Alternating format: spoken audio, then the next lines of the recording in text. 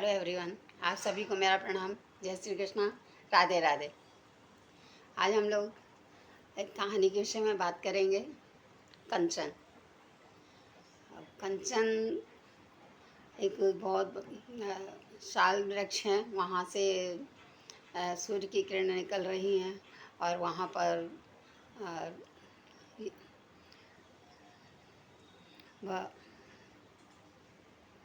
बाबूजी हैं जो विदेश पढ़ने के लिए गए हुए हैं और उनकी पहले ही बात हो चुकी है। एक दो बार वो आए भी हैं, आने के बाद उन्होंने देखा है, उससे मिले भी हैं। लेकिन उसके बाद उस समय उनका निर्णय हो गया था कि हाँ, हम आपकी लड़की से शादी करेंगे। लेकिन जब वो वहाँ से विलायत से पढ़कर आए, विदेश से आने के बाद उनके वहाँ जो है किसी और परिवार के संपूर्ण परिवार में लड़की के साथ उनका विवाह कर दिया गया। और वो जो है पहले जैसे उतरे, उन्होंने देखा तो वहाँ पर तनिका नदी बह रही थी। तनिका नदी के पास से पूरा रेत फैला हुआ था। उस रेत पर वह बैठी हुई थी और पैरों को अपनी छाती से लगा रखा था। वहाँ कुछ लिख रही थी और लिखते लिखते उसके जो पन्ने हैं वो उसको ऐसा आभास हुआ कि कोई मेरे सामने आकर खड़ा है, और वो पन्ने उसके हाथ से छूट गए और नीचे गिरते ही उनमें दो टुकड़े हो गए। और वो दो टुकड़े होने का मतलब है कुछ दुखित घटना घट रही है, ऐसा। जब तभी भी बहुतोष ने उसको उठाया और उठाकर देखा, और देखने के बाद में फिर वो चल दिया। लेकिन ऐसा उसके साथ में कभी नहीं हुआ था जितना कि वो उसको आज एकांत में अकेली जगह पर उसको देख कर के एकदम अचंभित हो गया।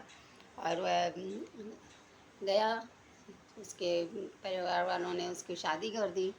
अब डॉक्टर जो हैं अनिल बाबू, उन्होंने सारा उसके लिए खर्च किया था जब वो पढ़ने गया था।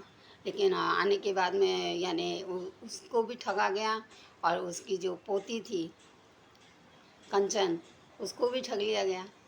ठगना बोलेंगे तो एक प्रकार से बात हाँ करके और ना में हो जाना, और फिर सब पूरा व्यवस्थित व्यवस्था होने के बाद उसके बाद में उनको नवीन बाबू मिलते हैं, डॉक्टर नवीन, जो उनके स्टूडेंट हैं डॉक्टर अनिल कुमार के। अभी वो वहाँ पर आगे जैसे पहुँचते हैं, जो तनिका नदी बह रही है, और वहाँ जाने के बाद में वो वैज्ञानिक हैं।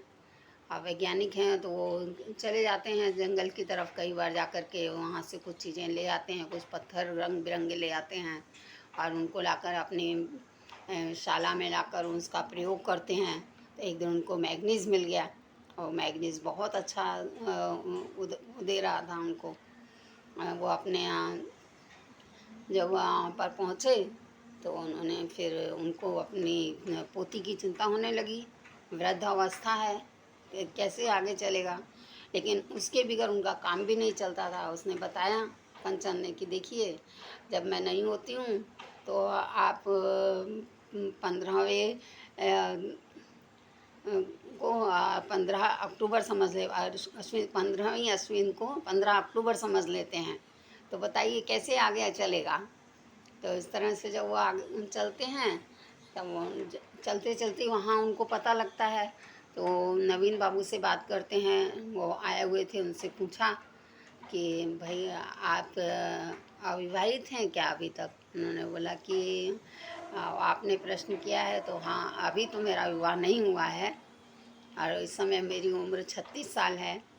तो कंचन ने कहा कि आप उनसे क्या कहना चाह रहे हैं। ऐसा कह कर के अभी तक तो कन्या वर्ग की तरफ से सब बातें हो रही थी। फिर आप इनके ऊपर क्या भरोसा करते हैं। तो अभी भी उसके पिताजी बोल रहे हैं, ठीक है, आप मेरे यहाँ आमंत्रित हैं, आप मेरे घर पर आइए। तो उनको बुलाते हैं। जब बुलाने के बाद वो वहाँ पहुँचते हैं, देखते हैं तो वो बोलती है कि देखो, मुझे कुछ नहीं कहना और कुछ नहीं करना। आप जैसे वैज्ञानिक हैं, और उसके चरण कमलों की जो धूली है वो अपने माथे से लगा लेती है और कहती है कि बस मैं अब अंतिम समय आपसे कह कर के विदा ले रही हूँ दादू। और फिर नवीन के का नवीनीकरण हो जाता है, नया नाम रख दिया जाता है नवीन माधव से।